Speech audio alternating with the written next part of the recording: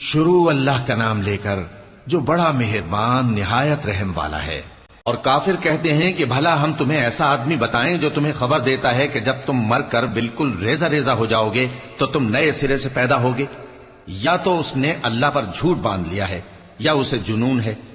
بات یہ ہے کہ جو لوگ آخرت پر ایمان نہیں رکھتے وہ آفت اور پرلے درجے کی گمراہی میں پڑے ہیں۔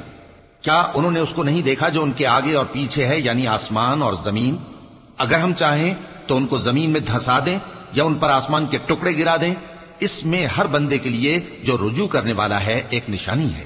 اور ہم نے داؤد کو اپنی طرف سے برتری بخشی تھی اور کہا تھا اے پہاڑوں ان کے ساتھ تسبیح کرو، اور پرندوں کو ان کا مسخر کر دیا، اور ان کے لیے ہم نے لوہے کو نرم کر دیا کہ کشادہ زرہیں بناؤ اور کڑیوں کو اندازے سے جوڑو، اور نیک عمل کرو، جو عمل تم کرتے ہو میں ان کو دیکھنے والا ہوں۔ اور ہوا کو ہم نے سلیمان کے تابع کر دیا تھا، اس کی صبح کی منزل 1 مہینے کی راہ ہوتی اور شام کی منزل بھی مہینے بھر کی ہوتی۔ اور ان کے لیے ہم نے تانبے کا چشمہ بہا دیا تھا، اور جنوں میں سے ایسے تھے جو ان کے پروردگار کے حکم سے ان کے آگے کام کرتے تھے، اور جو کوئی ان میں سے ہمارے حکم کے خلاف کرے گا اس کو ہم جہنم کی آگ کا مزہ چکھائیں گے۔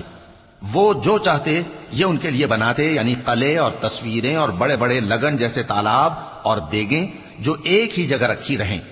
اے آل داؤد، شکر کرتے رہو اور میرے بندوں میں شکر گزار تھوڑے ہیں۔